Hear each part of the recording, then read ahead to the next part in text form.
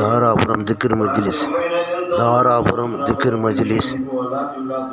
من الأجداث إلى رب من سرون قالوا يا ويلنا من بعثنا من مرقدنا هذا ما وعد الرحمن صدق المرسلون إن كانت إلا صيحة واحدة فإذا هم خامدون يا حسرة على العباد آياتهم من رسول الله كانوا به يستهزئون ألم يعلم ما أهلكنا قبلهم من القرون أنهم إليهم لا يرجعون وإن كل لما جميع الذين محضرون وآية لهم الأرض الميتة وحين أخرجنا أحبهم من يقولون فسلام لكم من أصحاب اليمين أما إن كان من الكاذبين الضالين فنزل من حميم وتسلية جحيم إن هذا لهو حق اليقين فسبح باسم ربك العظيم صدق الله العظيم.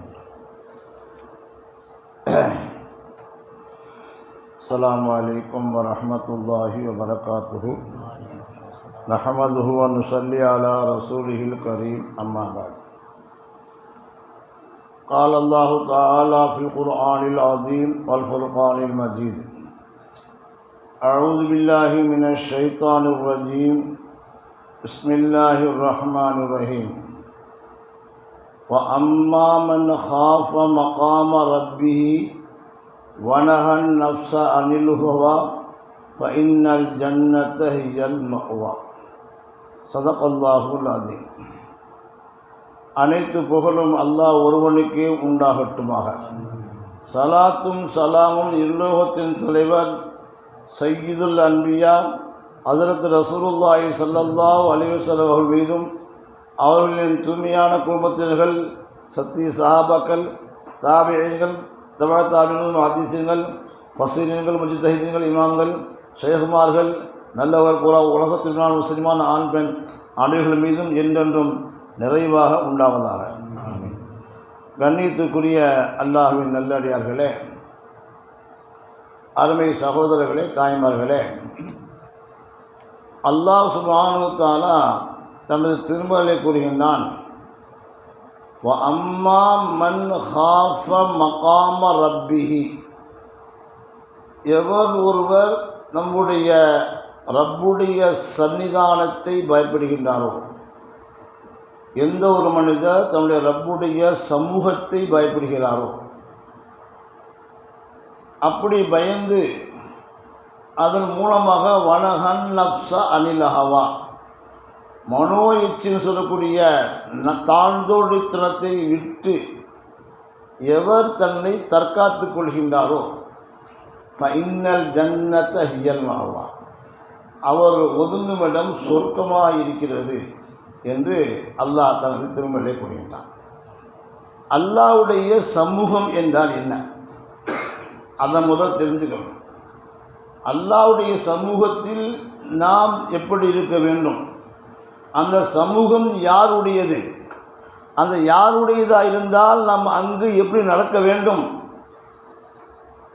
என்பதை பற்றித்தான் முதலில் நாம் தெரிந்து கொண்டால்தான் நாம் செய்யக்கூடிய அமல்களுக்கு, நாம் செய்யக்கூடிய நல்ல காரியங்களுக்கு அல்லாஹ்விடத்திலே முக்கியத்துவம் கிடைக்கும்.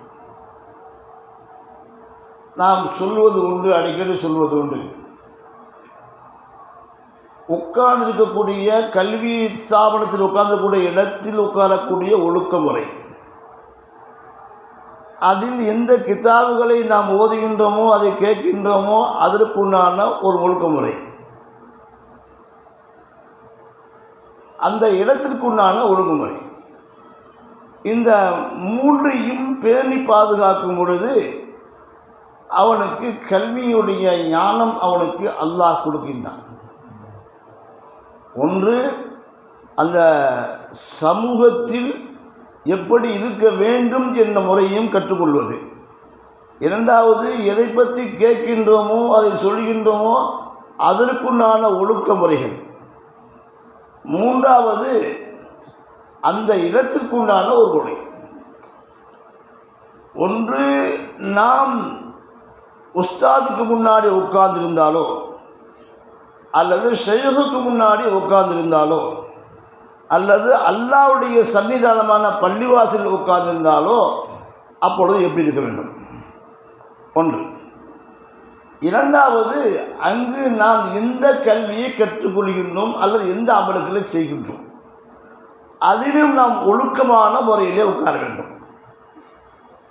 மூன்றாவது, இதற்குண்டான இடத்தில் அவர்கள் இருந்தாலும் இல்லாவிட்டாலும், உஸ்தாது அந்த இடத்தில் இருந்தாலும் இல்லாவிட்டாலும், அந்த ஷேகு அந்த இடத்தில் இருந்தாலும் இல்லாவிட்டாலும், இந்த இடத்தில் தானே நாம் உட்கார்ந்து நாம் ஒழுக்கமாக உட்கார்ந்திருந்தோம், அந்த ஒழுக்கத்தை இப்பொழுது பெற வேண்டும். இந்த 3 முறைகளும் நம்மிடத்தில் இருந்தால் அல்லாஹ் வெற்றி கொடுத்துருவோம். ஹாரூன் ரஷீத் காலத்தில் ஒரு மனிதர் இருந்தார். அவர் பழைய கில்லாடி. எப்படியாவது அரசர்கிட்ட பணத்தை கறக்கிறதுல போய் கட்டிக்காரு. பல வகையில் வேஷம் போட்டு அவர் ஏமாற்றிட்டு இருக்கிறார். இந்த எத்தனை வேஷம் போட்டாங்களோ எல்லா வேஷத்தையும் அரசர் ஞாபகம் அது தெரியும். ஒரு தடவை சொல்கிறாரு, நீ பல வேஷத்தில் பல கோமாளித்தனமாக பல பாசாங்கள் செய்து எனக்குலாம் காசு வாங்கியிருக்கிற, இனிமேல் ஒன்று நீ ஏமாற்ற முடியாது அப்படின்னு சொல்கிறார். சரி அப்படியா? அப்போ அவர் சொல்கிறாரு, நான் உங்களை ஏமாற்றி காட்டுறேன் அப்படின்னு சவால் விடுறாரு. பார்க்கலாம். ஆமாம், உன்னுடைய எந்தெந்த ரூபத்தில் உள்ளுடைய அங்க அடையாளங்கள் எனக்கு நல்லாவே தெரியும். அதனால் என்னை இனிமேல் ஏமாற்ற முடியாது. ஏன் தெரியுமா? நான் ரசூலுல்லாஹ்வுடைய பாரம்பரிய தொழுகையாக அவன் சொல்லலை, ஆனால் நம்ம சொல்கிறோம் அவளை பற்றி. தகஜத் தொழுகக்கூடியவங்க, நீதத்தில் நிறைந்தவர்கள். நீதமாக ஒருத்தர் இருக்க சொன்னாக்கா ஆளை பார்த்தாலே அடையாளம் கண்டுபிடிக்கக்கூடிய ஆற்றல் இருக்கும் அவங்களுக்கு. இவர் யார் எப்படின்னு தெரிஞ்சு வேணும். அப்பேற்பட்ட ஆற்றலுடைய சொல்கிறாரு, இனிமேல் நீ என்னை ஏமாற்ற முடியாது அப்படின்னு சொல்கிறாரு. சரி, உன்னை ஏமாற்றி காட்டுமா அப்படின்னாரு. காலம் உருண்டு போச்சு. ஒரு நாள் அரசர் தன்னுடைய புடை சூழ ஒரு யுத்தத்துக்காக பலப்பட்டு போய்கிட்டு இருக்கிறார். அவருடைய ஒரு நல்ல பழக்கம் என்னன்னு சொன்னால், யுத்தத்துக்கு போகிறதுக்கு முன்னாடி யாராவது பெரியவங்கிட்ட போய் துவா வாங்கிட்டு போகிற பழக்கம் உண்டு. பெரியவங்களுக்கு போய் ஒரு அன்பளிப்பு கொடுத்து காணிக்கை கொடுத்து அவங்கள்ட்ட துவா வாங்கிட்டு போகிறது ஒரு நல்ல ஒரு பண்பாடு. ஆனால் சொல்கிறாங்க, நீங்கள் பெரிய எழுத்து புள்ளி ஆயிடுச்சே, நீங்களும் செய்யணும்ல. ஆமாம், என்ன தான் பெரிய எழுத்து புள்ளியாக இருந்தாலும் கூட உஸ்தாதுக்கு முன்னாடி அல்லது ஷேகுக்கு முன்னாடி அல்லது அல்லாவுக்கு முன்னாடி நான் சாதாரண ஒரு அடிமை. ஆகவே என்னுடைய குலப்பெருமையை வச்சு நான் பெரியார் சொல்ல முடியாது, என்னுடைய தோற்றத்தை வச்சு பெரியார் சொல்ல முடியாது, என்னுடைய பதவி வச்சு நான் பெரியார் சொல்ல முடியாது. எல்லாமே அல்லாஹ் கொடுத்த பிச்சை. நான் போகிறதுக்கு முன்னால் யார்ட்டையாவது துவா வாங்கிட்டு தான் போகணும். அப்படியா? யார் இருக்கிறா? நீங்கள் போகிற வழியில் ஒரு பெரியார் ஒருத்தர் உட்காந்துருக்கிறாரு. அவர்கிட்ட போனீங்கன்னாக்க துவா வாங்கிட்டு போகலாம். ஆனால் அவர் யார்கிட்டையும் பேச மாட்டார். யார்கிட்டையும் அவர் பேச மாட்டார். சரி போகலாம். அவங்க சபையில் போய் கொஞ்சம் நேரம் உட்காந்தே போதும். பெரியாரோட சபையில் அவங்க ஏதாவது சொல்லணும்னு எதிர்பார்க்குற அவசியம் இல்லை. போய் உட்கார்ந்தாலே போதும், எல்லாம் மாட்டு கொடுத்துருவான். ஆமாம், என்ன நான் உட்காந்துருக்கேன், கொஞ்சம் ஒன்றும் சுமைக்கிறீங்க, ஒரு யானத்தை போய் சுமைக்கிறீங்க, ஒரு கல்வி சுத்தமாக்கிறீங்க, இல்லை உட்கார்ந்தாலே போதும். அல்லாஹ் அவருக்கு மாடு கொடுப்பா. அந்த மாட்டை எப்படிங்கிறது அவருக்கே தெரியாது. அந்த மாட்டு எல்லாம் கொடுத்துருவோம். சரி, இவர் போயிட்டார், போகிறார், கேள்விப்பட்டேன்னு போகிறாரு. அரசர் போனால் என்ன செய்வார்? எப்போதுமே அதிகமான வெகுமதிகளை பொற்காசில் கொண்டு போகிறாரு. அன்றைக்கி பொற்காசுகள் தான் ஒரு குவியல் தூக்கிட்டு போகிறாரு. நிறைய பல வகைகள், இனிப்பு வகைகள் எல்லாம் கொண்டு போகிறாரு. அரசுக்கு காணிக்கையாக கொடுக்குறதுக்காக. இன்றைக்கி யாராவது கொண்டு போகிறோமா? உஸ்தாது வாங்கி கொண்டு போகிறோமா? அல்லது நெருங்கிய நண்பர் கூட்டு போகிறோமா? சும்மா ஆசைக்கு கஷ்டமாக இருக்குது, எதிர்பார்த்து தூக்கி போடணுமா? வையா அப்படித்தான் போகிற பழக்கம் உண்டு. என்ன செய்யறதில்லை, என்ன இருந்தாலும் கொஞ்சமாவது கஷ்டமாக நம்முடைய கஷ்டப்படைய இருக்கக்கூடிய அமைப்புக்கு தகுந்த மாதிரி தியாகம் கொண்டு போகலாமேன்னா அந்த பழக்கம் மட்டும் கிடையாது. சரி, இவர் நிறைய கொண்டு போகிறார். நிறைய கொண்டு போனவுடனே போய் பார்த்தாரு. பார்த்தவொடனே அவர் தலையை தூக்கி பார்க்கல, அப்படின்ட்டார், எடுத்துகிட்டு போனார். ஷேகன் அவர்களே, உங்களுடைய ஹிதமத்தில் இதெல்லாம் கொண்டு வந்திருக்கிறேன், உங்கள் துன்யாவுக்கு தேவையில்லை, கொண்டு போ அப்படின்னு சொல்கிறாரு. சரி, எங்கே வந்து நீ உங்களிடத்தில் ஒரு துவா வாங்கி போகலான்னு வந்து, போ உனக்கு என்ன துவா கிடைக்கும் போ அப்படின்னு சொல்கிறாரு. அவர்கிட்ட கேட்டுக்கிட்டு கொஞ்ச நேரம் உட்காந்துருந்தார். உட்காந்து எழுந்திரிச்சு போகிறாரு, சந்தோஷம் போகிறாரு. அவர் போன பிறகு மன்னார் ஒரு வேஷத்தை வச்சுட்டு அவர்கிட்ட போகிறாரு. போயிடுறாரு. அரசரே, எனக்கு வெமதி கொடுக்குறாரு. எதுக்கு வெமதி? உங்களை ஏமாத்துன்னு சொல்கிறேன், ஏமாத்திட்டேன். உங்களை எப்படி ஏமாத்துனேன்? அந்த சைவ வேஷம் ஒன்று உட்காந்தாலையா, அது நான் தான். சைவ சொல்கிறது நான் தான் உட்காந்துருந்தேன். ஆள நீங்க உட்காந்துருந்த? சரி, நான் உன்னை கேட்குறேன், சொல்கிறியா? நான் எவ்வளோ காசு கொண்டு வந்தேன், எக்கசமான காசு கொண்டு வந்தேன், அது எடுத்துக்கணும் நீ. அது ஷேகுடைய ஸ்தானம். ஷேகுடைய ஸ்தானத்தில் உட்கார்ந்து நான் ஏமாற்ற தயாராக இல்லை. நான் உங்களை ஏமாற்றத்தை வந்து பேச போட்டு உட்கார்ந்தவர் வந்து ஷேகுடைய ஸ்தானத்தை கேவலப்படுத்த தயாராக இல்லை. அந்த இடம் முக்கியத்துவம் வாய்ந்தது. அதை நான் ஏமாற்றினால் அல்லாஹ் என்னை தூக்கி போட்டுருவோம், ஏமாற்றுவேன். அதனால தான் நான் அப்படி உட்கார்ந்துருந்தேன். அந்த காசு எனக்கு பெருசல்ல, உங்களுடைய ஏமாற்றி காசு வாங்கணும். அப்போத்தி அரசாரா, சபாஸ், நல்லப்பா, நீ சொன்ன மாதிரியே செஞ்சுட்ட, நீ உனக்கு இந்த காசு, அந்த காசு எவ்வளவு? அது கொடுத்த கொண்டு வந்து வெகுமதி விட அல்லது 1000 இருக்காது, அவ்வளோ இருந்துச்சு. இருந்தாலும் அவ்வளோ இல்லைனாக்கா அந்த ஸ்தானத்தில் நான் ஏமாற்றக்கூடாது. அந்த அந்த அந்த ஸ்தானத்தில் உட்காந்து நான் அந்த செயலை நான் செய்யக்கூடாது அப்படின்ட்டு நான் விட்டு விட்டேன்னு சொல்லுவேன். இதுதாங்க சபையில் ஒழுக்கம், இந்த இடத்துல ஒழுக்கம். அந்த ஒழுக்கத்தை பேணுவதற்கு நாம் தயாராகணும். அந்த ஒழுக்கத்தை நாம் பேணணும் அப்படின்னு சொன்னால் அல்லாஹுடைய புறத்திலிருந்து நிறைய கிடைக்கும். சொல்லுவாங்க, ஆதி சொல்வதற்கு அமில பிமா அலிம அல்லமல்லாஹு மாலமியாலம். எதையும் தான் கற்றானோ அதை கொண்டு யார் அமல் செய்கின்றார்களோ அவர்களுக்கு அல்லாஹ் அறியாப்புறத்தில் உள்ள இல்முகள் எல்லாத்தையும் கொடுத்துருவாங்க. இது எப்போ தெரியுமா? சமூகத்திற்கு ஒழுக்கத்தை நாம் கற்றுக் கொடுத்தால்தான். சமூகத்தில் நம்ம முறையாக ஒழுங்காக உட்கார்ந்து பழகினாத்தான். நீ யாராவது ஒன்று சொன்னாங்க, தாய்மை உட்கார்ந்த காதில் வாங்கின ஏனோதான் உட்காந்துருந்த அதெல்லாம் நல்ல விஷயம் சொல்லுவாங்களே, அது அமல் செய்வோமே. அப்படி அமல் செஞ்சால் ஒரு சந்தோஷம் இருக்குது, அது வேறு விஷயம். நன்மை கிடைக்காம இருக்காது, ஆனால் முன்னேற்றம் உனக்கு கிடைக்காது. கல்வியுடைய ஞானத்துடைய அந்த பொங்கி வரக்கூடிய இந்த கல்வி உனக்கு கிடைக்காது. கிடைக்கலாம் செய்யணும் இருக்கும். அல்லாஹ் ஒரு சொல்கிறான், இது ஹதீஸ் குர்ஆன்ல வத்தகுல்லாஹு வ யுஅல்லிமுக்குமுல்லாஹ்னு அல்லாஹ் குர்ஆன்ல இறைவனை பயந்து நடந்து கொள்ளுங்கள் அப்படின்னா அல்லாஹ்வுடைய ஸ்தானத்தை பள்ளிவாசல் பயப்படணும். அதற்கு சுஃபியான் சௌரி ரஹ்மத்துல்லாஹி பள்ளிவாசலுக்கு வரும்போது அப்படியே பயப்படுவாங்க. அதே போன்று ஹஜ்ரத் ஸைனுல்லாஹ் ரலியல்லாஹு தஆலா அன்ஹு பள்ளிவாசலில் உழும்போது கைகள் நடுங்க ஆரம்பிச்சோம், அப்படியே முகமெல்லாம் வெளுத்து போயிடும். கேட்டாங்க, இது வரைக்கும் இல்லை கம்பீரமாக நடந்தாங்க இல்லையே, நீங்கள் பள்ளிவாசல் போது எப்படி வரீங்க ஏம்போது சொல்கிறாங்க, இது அல்லாஹ்வுடைய வீடு, தர்பாருடைய வீடு, அரசாட்சி செய்யக்கூடிய வீடு. இந்த இடத்தில் நான் ஒரு அடிமையாயை கொண்டு தான் உள்ளே வர வேண்டும். எனக்கு பயம் இருந்துச்சு, ஏதாவது அல்லாஹ்வுடைய கோபம் இறங்கிடுமோ, நாம் ஏதாவது நாம் வந்து வேற நடந்துடா அல்லாஹ் சொல்லுவானா, அதுக்கு பயந்துக்கிட்டு நான் வந்து இப்படி நடுங்கிறேன், நடுக்க வருதுங்க. சுஃபியான் சௌரி ரஹ்மத்துல்லாஹி என்ன செஞ்சாங்க, ஒரு தடவை எப்போதும் பயப்பட போடுங்க. இமாம் அவங்களும் யாருடைய மாணவர்? அபூ ஹனீஃபா மாணவர், சிறந்த மாணவர், சிறந்த மாணவர்கள். அபூ ஹனீஃபா 6 மாணவர் சிறந்த மாணவர், அவங்க ஒருத்தவங்க நல்ல கல்விமான். சொல்கிறாங்க, ஒரு தடவை அல்லாஹ் எனக்கு என்னுடைய உஸ்தாபாக கிடைக்கக்கூடிய அந்த கல்வியை வைத்து நான் ஒரு தனி மதுஹபை உண்டாக்கலாம் என்பதாக முயற்சி பண்ணினேன். ஸல்லல்லாஹு அலைஹி வஸல்லம் கனவில் தோன்றி சொல்லிவிட்டார்கள், சுஃபியான் 4 மதுஹபுக்கு மேலே 5வது மதுஹபு உண்டாக்குறாத அப்படின்னு ஸல்லல்லாஹு அலைஹி வஸல்லம் கனவு சொல்லிவிட்டாங்க. அதனால் விட்டு விட்டுட்டாங்க. தனக்குன்னு ஒரு பொங்க வச்சுருந்தாங்க, தொழுகையில் இபாதத்துலையுமே இன்னும் எல்லாம் சொல்லலை. ஆனால் ஒரு மதுஹப்பை உண்டாக்கக்கூடிய தகுதி இருந்தாலும் கூட செய்ய மாட்டேன். ஏன்?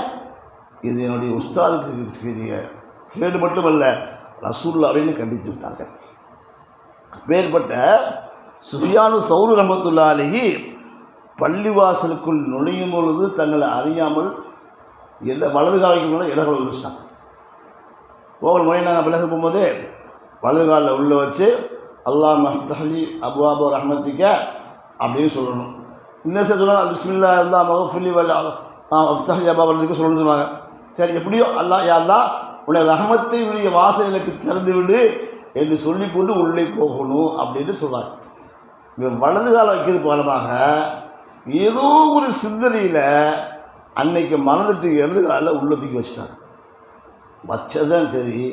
ஏன்னா செஞ்ச அல்லாவுடைய படத்தில் வந்து ஒரு அசரி சப்தம் வச்சு டே மாடு அப்படின்னு ஒரு சப்தம் வச்சு உடனே இன்னும் திருப்பாங்க யாரும் இல்லை நம்மளும் சொல்லுவாங்க. ஏன் சொல்லிட்டாங்க அதான் சொல்கிறோம். ஆனாக்கா நம்ம வந்து இடது காலம் உள்ளே வச்சு வந்துட்டோம் மாடும் சொல்லிட்டாங்க. அதான் சொல்லிட்டாங்க. அப்போ அவங்க யோசிச்சாங்க அல்லா நான் பார்த்து மாடுன்னு சொல்லிட்டான். ஏன் சொன்னான்னு தெரியுமா? நான் இடது காலை உள்ளே வச்சேன், இதை சமூகத்துக்கு பூராத்துக்கும் தெரியும் என்பதற்காக வேண்டி என்னுடைய பேரோடு அந்த சௌரி மாடு என்ற பேரை சேர்த்துருச்சுருந்தான். எல்லா மக்களும் படிப்பு விரட்டுவதாக அப்பேற்பட்டவங்க பெரிய நாதாக்கள்லாம் பள்ளிவாசலுடைய சமூகத்தை பேணி நடந்திருக்காங்க. இன்றைக்கி நம்ம செய்யலாம், பள்ளிவாசலில் உட்காந்து அட்டடிக்கிறோம், பள்ளிவாசலில் உட்காந்து சாப்பிட்றோம், பள்ளிவாசல் வந்து எல்லாம் ஜாலியாக பேசிக்கிறோம், ஊர் புசுபத்து பூரா அந்த வெளியே வருது எல்லாம் வருது. முதல்ல உட்காந்தாக்க குரானை ஓதணும், திக்ர் செய்யணும், அந்த எண்ணம் வரதில்லை, டைம் பாஸ் அப்படின்னு என்ன செகண்ட் செய்யணும். அந்த இடத்துல வந்து வெளியே வந்துடணும். ஆனால் உட்காரக்கூடாதுங்க. அங்கே உட்காந்து நம்ம வந்து கேட்டாக்கா டைம் பாஸ்க்கு இதாக பேசிட்டு இருக்கிறது. என்னத்து பேசுகிறது, புறம் பேசுகிறது, ரீபத்து பேசுகிறது, அல்லாவுக்கு பிடிக்காத பேசுகிறது, அடுத்தது கழுவுறது, இதெல்லாம் செய்யுது அல்லாவுக்கு பிடிக்காது. அப்படி அவங்க எப்படி தக்குவா வருமா, இறையச்சு வருமா? வராது. அல்லாஹுடைய பயம் அவனுக்கு ஏற்படாது. அதனால் சமூகத்துடைய ஒழுக்கத்தை முதல்ல பேணணும், இடத்துடைய ஒழுக்கத்தை பேணணும். அதுக்கு போய் உட்காந்துட்டா நாங்கள்லாம் ஓதுகிற காலத்தில் உஸ்தாது ஓதி கொடுத்த அந்த இடத்தில் உட்காருவதற்கு பயப்படுவோம். ஏன் அப்படின்னாக்க உஸ்தாது உட்காந்து இடம் அதுக்கு முன்னாடி மண்டிட்டு உட்காந்துருந்தோம், இப்போ அதுக்கு எந்திரிச்சு போயிட்டாங்க கூட அந்த முறையை பேண வேண்டும் என்ற எண்ணம் எங்களுக்குள்ளே நிறைய இருந்தது. அதனால் அல்லாஹ் எங்களை கவனிச்சிருச்சான். ஆனால் இன்றைக்கி என்ன செய்றாங்க, உஸ்தாது போயிட்டாங்க, உஸ்தாது உட்காந்து ஓய்வு கொடுத்த அந்த பெஞ்சு மேலே ஏறி உட்காந்துருக்கா நிற்கி, அது மேலே கால் வச்சு ஏறி நிற்கிறாங்க. அது மரியாதை போயிடுச்சு. அதெல்லாம் போனாங்க. எப்படி கல்வி தந்து நம்மகிட்ட வந்து எதை கட்டமோ அதெல்லாம் அமைச்சினாக்க அங்கே எல்லாம் அறியாத ஒன்றை கற்றுக் கொடுப்பானாக்க எப்போ வரும்? அந்த முறையாக செஞ்சாத்தான், அமல் செஞ்சாத்தான். அமல் செய்யலை, எதுக்கு ஒரு முறை இருக்குது. எல்லா முறை செய்யணும். எந்த பொருளை எங்கே வைக்கணுமோ அங்கே வைக்கணும். அதுக்கு மாற்றமாக வச்சாலும் அங்கே போயிடும். பாக்கியா சாலிகாத்தில் அயலாஜத்து இப்படி வந்துகிட்டே இருந்தாங்க. ஒரு கிளாஸு அப்படியே அந்த கிளாஸ் அப்படியே கம்மிக்கு போய் சப்போஸ் போய் வெளியே கிடந்துச்சு. பார்த்தாங்க, ஏப்பா பள்ளிவாசலுடைய மாசாவுடைய சொத்து, அம்மானின் சொத்து, இதை வந்து நீங்கள் வந்து அசால்ட்டை நீங்கள் தூக்கி போடுறது பெரிய தப்பு. அதனால் இது யார் செஞ்சது? அவங்க அல்லாஹ் தௌபா செய்யுங்க, அல்லாஹ் சரி பண்ணிக்குவோம் உங்களுக்கு வந்து. ஏன்னா பொது சொத்து இருக்கிறது மோசடி பண்ண ஏமாற்றக்கூடாது. அதை அதில் வந்து இருக்கிறது ஹியானத்து பண்ணக்கூடாது, அதை வந்து அசால்ட்டாக தூக்கி போடக்கூடாது, அதுக்கு விளையாடக்கூடாது அப்படின்னு சொன்ன உடனே யாரும் தயாராக சொல்கிறது பயம். எவ்வளோ பேர் பார்த்தா தெரியல. கடைசியில் சொல்ல வர தெரியுங்களா, எவன் இந்த வேலையை செய்தாலும் அவன் பின்னாடி பைத்தியக்காரக அலைவான் அப்படின்னு சொன்னாங்க. அதே பேர் அந்த பையன் அந்த மாணவர் ஓதி முடிச்சுட்டு வெளியே வந்தார். என்னாரு, பைத்தியமாக இருக்கார். அப்போ நான் பற்றி கொண்டாரு உஸ்தாத் அலிக்கு சொன்னாங்க, அமானித பொருட்களுக்கும் பாதுகாப்பு பேணி கேட்கணும். ஒரு ஷேக் இருந்தாங்க, அவங்கள்ட்ட வந்து எந்த பொருள் எங்கே வைக்கணுமோ அங்கேருந்து வைக்கணும். அதுக்கு மாற்றம் வச்சுனாக்க அவங்களுக்கு என்ன செய்யலாம், தலைவடிக்க ஆரம்பிச்சிடும். அது சரியாக வைக்கிற வரைக்கும் அப்படிலாம் இருந்திருக்காங்க, பெரியார்கள் இருந்திருக்காங்க. சரி, அது வேறு விஷயம். அது வந்து அவங்களுடைய கோபத்தினுடைய உச்சகட்ட சொல்கிறது வந்து அது அவங்களுக்கு வந்து அவங்களுக்கு சில பேருக்கு அப்படி இருக்கலாம். சில பேர் ஜமாலியத்து நாலு தெரிஞ்சிருவான் நான் சரி பண்ணுவான் அப்படின்னு விட்டு கொடுத்து போகக்கூடிய மனப்பான் உள்ளவங்களும் இருக்கிறாங்க. அவங்க சொல்லுவாங்க அவங்களோட சபையில் சொல்லுவாங்க இவனை திருத்தணும் கொஞ்சமாக தெரிஞ்சிருவான் அப்படின்னு நினைப்பாங்க. ஆனால் கோவில் வந்து சொன்னபடியே செய்யணும். செய்யலைன்னா அவனை உண்டுன்னு படிப்பான். ஆமாம், ஒரு மனிதர் திருட்டு புத்தி உள்ளவர், 2 பேருடைய மசா இருக்குது. ஒரு 2 மசாலையும் உண்டியல் வச்சுருக்காங்க. மக்கள் ஓத வரவங்க சாப்பிடுவாங்க, காசு போட்டு போவாங்க. இவர் என்ன செஞ்சார், செலவு காசு போட்டு இந்த சாந்தமான குணமுள்ள ஜமாலியத்தில் குள்ளங்களுடைய அந்த உண்டியில் காசு எடுத்து செலவு செஞ்சார். நினைச்சார் செலவு செஞ்சுட்டே இருந்தார். ஒரு நாள் காசு சரியாக போச்சு. சரியாக போகணும் என்ன செய்யார், அந்த வேகமாக உள்ளவருடைய உண்டியில் காசு எடுத்தார். கண்ணுக்குள்ளே போயிடுச்சு. அப்போ விசாரிக்கிறாரு, ஏன்ப்பா அப்படி போச்சுன்னு கேட்குறாங்க. நீ முதல்ல வந்து ஜமாலியத்தில் எடுத்த அவர் இன்றைக்கி போய் சரியாக போய் நாளைக்கு போய் பார்த்தாரு. நீ இவர்கிட்ட எடுத்து ஒரு கோவக்காரரு, அவர் உடனே அந்த தண்ணிக்கு பார்ப்பார், அடிக்க பார்ப்பார். அதனால் நீ மாட்டிக்கிட்ட, நீ என்ன போய் தோப்பை வச்சு கொண்டு அந்த காசு திருப்பி வச்சுட்டு தோப்பை வச்சு மாட்டி விட்டாங்க. ஒரு பெரிய இடத்துல நான் ஓதுற காலத்தில் கண் கூட பார்த்த ஒரு உண்மை சம்பவம். அவன் வந்து குடிகார ஒருத்தான் குடிச்சுக்கிட்டே இருப்பான் எப்போதுமே. அவன் என்னங்க கொல்ல சொல்லி நசீது பண்ணி இன்னும் குடிக்காதப்பா அப்படின்னாங்க. சென்னை விட்டு ஒரு பேராடி சேர்த்து போகலாம். அங்கே வச்சு எல்லாம் சொன்னாக்கா நீ இங்கே சத்தியம் பண்ணி சொல்லு, இன்னும் குடிக்கமான்னு சொல்லு அப்படின்னு சொன்னாங்க. அதே மாதிரி அவன் என்ன செஞ்சான், அங்கே போய் எல்லாமே யாசகம் கூட உட்காந்து ஓதிட்டு நான் கை கொடுத்து எடுத்துக்கொண்டா ரொம்ப ரொம்ப ரொம்ப மரியாதையாக கண்ணியமாக இருந்தான். சொன்னால் கடைசி சொன்னால் நான் இனிமேல் குடிக்க மாட்டேன், பெரியவரே உங்கள் முன்னாடி சத்தியம் பண்ணுறேன் அப்படின்னு சத்தியம் பண்ணிட்டு வீட்டுக்கு வந்துட்டார். அவர் ஆட்டோ டிரைவர் ஓட்டிகிட்டே இருக்கார். ரெகுலர் நடந்த சம்பவம் இது. வந்து கொஞ்ச நாள் போச்சு, சேருவாரோட சேர்க்கை கெட்ட சேர்க்கையை சேர்ந்து குடிக்க ஆரம்பிச்சிட்டார். குடிக்க ஆரம்பித்த உடனேயே ஊமையாக போயிட்டார். என்னது பேச்சு வரல, ஊமை போயிட்டார். யார்கிட்டையும் என்னது பேசி சவாரிட்ட காசு வாங்கணும் தெரியல, எதுவுமே முடியல. ஏதோ எல்லா டாட்டையும் பார்த்தாரு, இல்லாட்டாலும் உங்களுக்கு வியாதி இல்லைன்னாட்டாங்க.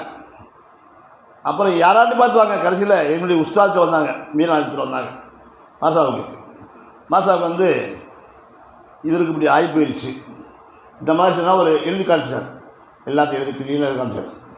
அப்படியா, நான் உனக்கு சரி பண்ணி கொடுத்தால் நீ மீண்டும் தௌபா செய்து இனிமேல் குடிக்க மாட்டேன் சரி பண்ணி கொடு எனக்கு அப்படின்னு கேட்டாங்க. சரிண்ணா, நானும் கூட உட்காந்துருக்கேன் உள்ளவே, நான் காதி மதத்துக்கு உட்காந்துருக்கேன்.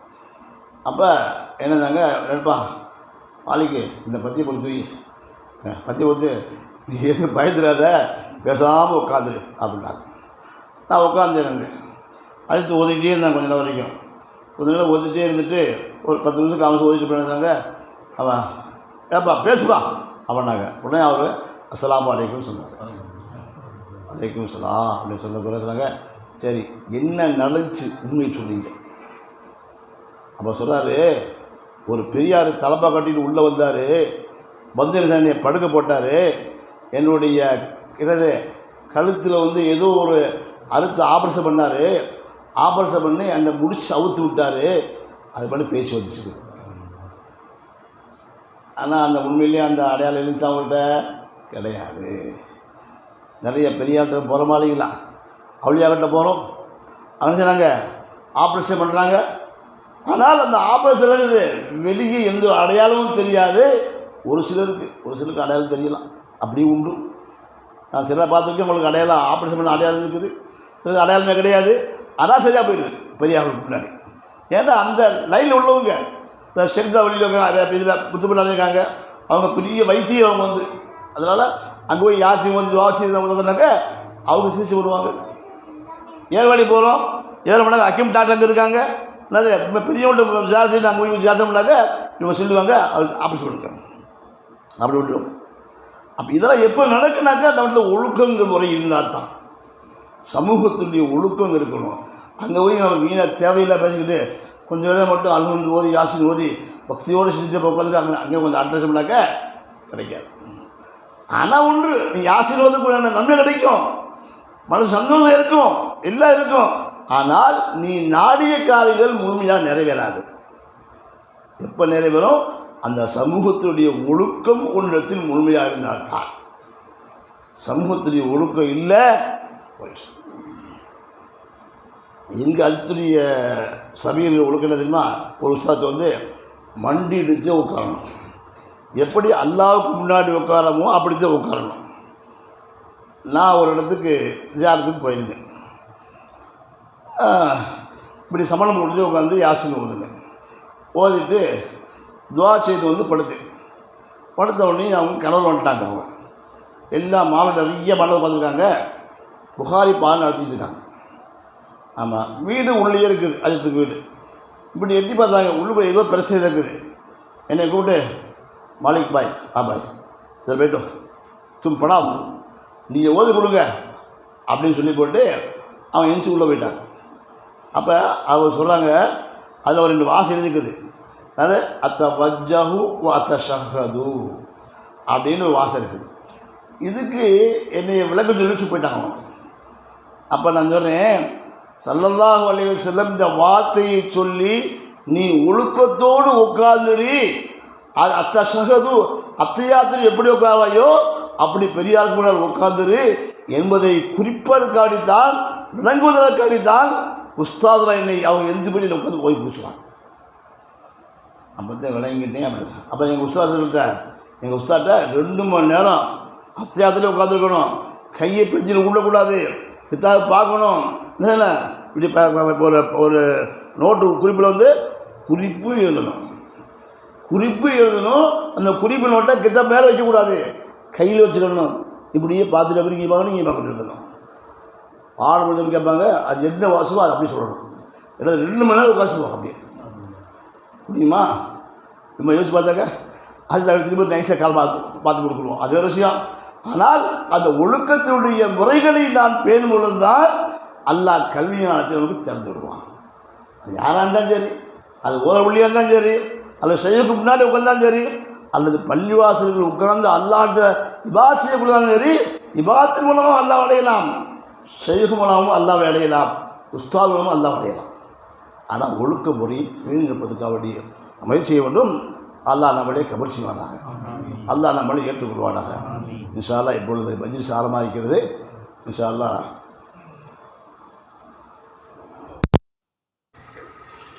தாராபுரம் திக்ர் மஜ்லிஸ்.